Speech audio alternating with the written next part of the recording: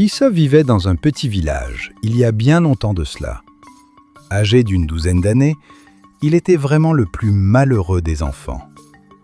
Sa mère était morte depuis 5 ans, et la deuxième femme de son père s'ingéniait à le faire souffrir. Il faisait toutes les corvées, même celles réservées aux filles, allant chercher le bois et l'eau, travaillant au champ et à la cuisine, toujours vêtu des guenilles les plus usagées, à peine nourri, battu plus souvent qu'à son tour, Issa était maigre, avec des jambes minces, et plus gras que la plupart des enfants de son âge. Ses camarades l'appelaient Issa Longue Jambe, se moquant souvent de lui. Un jour qu'il était allé puiser de l'eau dans le marigot, il avait malencontreusement trébuché sur une racine et cassé la belle cruche dont sa marâtre était si fière. À son retour, la méchante femme entre dans une telle colère qu'elle frappe le malheureux enfant avec un bâton et le chasse de la maison en disant « Tu ne franchiras cette porte que lorsque tu me rapporteras une cruche semblable à celle que tu viens de casser. » Issa quitte la maison, part à l'aventure sur les pistes de la brousse.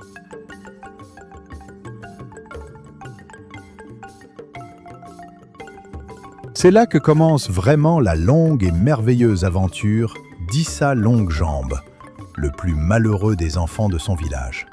La première journée, Issa semble faire marcher comme à plaisir ses longues jambes, sans réfléchir, heureux de cette liberté retrouvée, sans corvée, sans moquerie, sans toutes les méchancetés coutumières.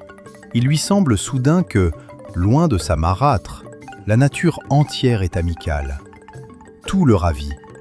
Les oiseaux qui s'envolent à son approche, le chant des insectes, l'ombrage des grands arbres, la fraîcheur du marigot où il se baigne, les fruits sauvages qu'il mange et la gomme douceâtre qu'il arrache aux branches basses des arbustes. Habitué à manger peu et à travailler durement, cette journée de marche sous le soleil lui apparaît comme un jour de fête, loin des misères de la vie quotidienne. Aussi, lorsque le soir il découvre devant lui un vaste fleuve qui lui barre la route, c'est le cœur léger qu'il se couche sous un arbre et s'endort d'un sommeil peuplé de rêves merveilleux. La fraîcheur de l'aube le tire de ces images irréelles où il flotte. Mais le spectacle offert à sa vue n'en est pas moins extraordinaire. L'immense fleuve déroule son ruban argenté, ombragé par des arbres centenaires. S'il ne le franchit pas, sa route s'arrête là. Il songe alors à ce que sera sa vie s'il revient au village. Il faut avancer. Mais aussi longues que soient ses jambes, elles ne touchent pas le fond du fleuve. Issa erre sur la rive lorsqu'il voit, tout près du rivage, une sorte d'île flottante où marchent quelques oiseaux.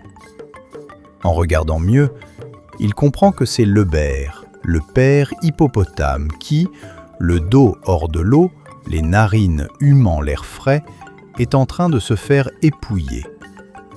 Les petits échassiers vont et viennent sur le cuir insensible de Lebert, piquant une tique dans son oreille, une autre sur sa lourde paupière. Issa l'interpelle poliment.